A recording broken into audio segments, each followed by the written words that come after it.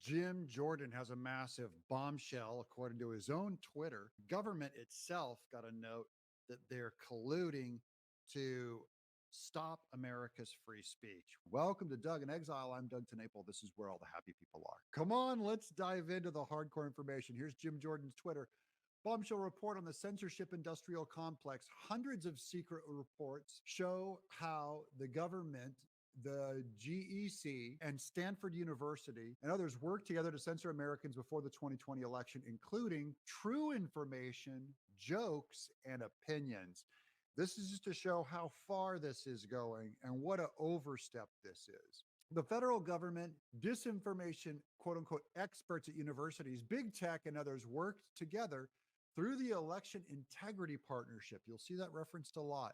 The EIP, to monitor and censor America's speech. Here's how it worked. The EIP stakeholders, included the federal government, would submit misinformation reports. The EIP analyzed the report and find similar content across all platforms.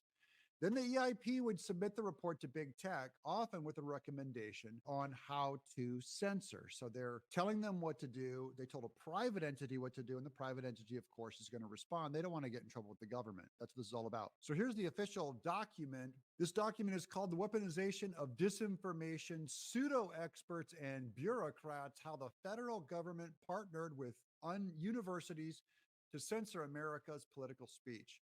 So we're going to get into this document. This was just released this month. The First Amendment to the Constitution rightly limits the government's role in monitoring and censoring America's speech. But these disinformation researchers, often funded, at least in part by taxpayer dollars, were not strictly bound by these constitutional guardrails.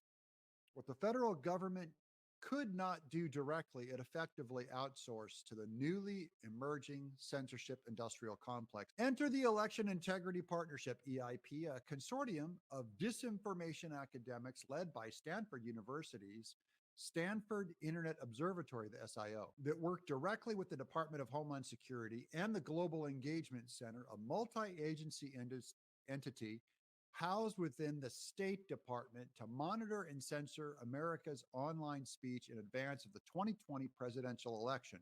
Created in the summer of 2020 at the request of the Cybersecurity and Infrastructure Security Agency, that's CISA, C-I-S-A, the EIP provided a way for the federal government to launder its censorship activities in hopes of bypassing both the First Amendment and public scrutiny. They did this in private. Jim Jordan is releasing all these documents in public. I've seen them. The EIP's misinformation analysts next scoured the internet for additional examples of censorship.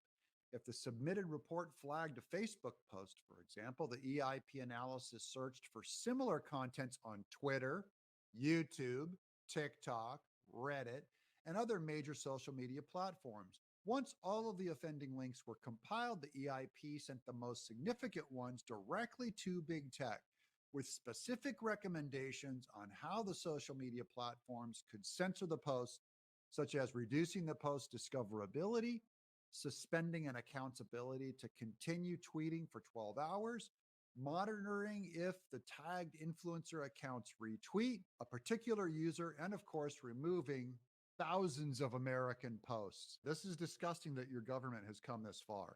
So here's a visual showing you the federal government there on the left, that's CISA and the GEC.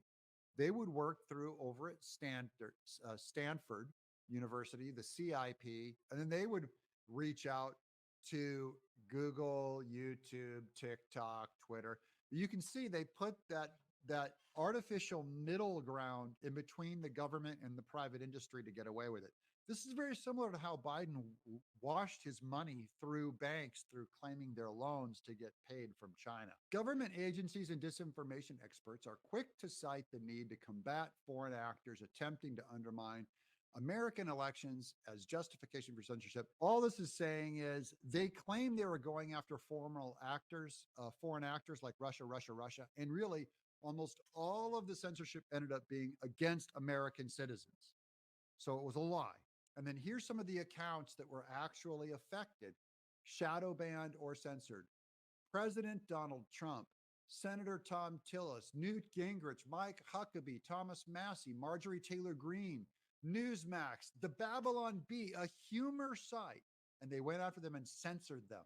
Sean Hannity, Molly Hemingway, Harmeet Dillon, Charlie Kirk, Candace Owens, Jack Posobiec, Tom Fitton, James O'Keefe of the Veritas Project, Benny Johnson, Michelle Malkin, just all my buddies are up here.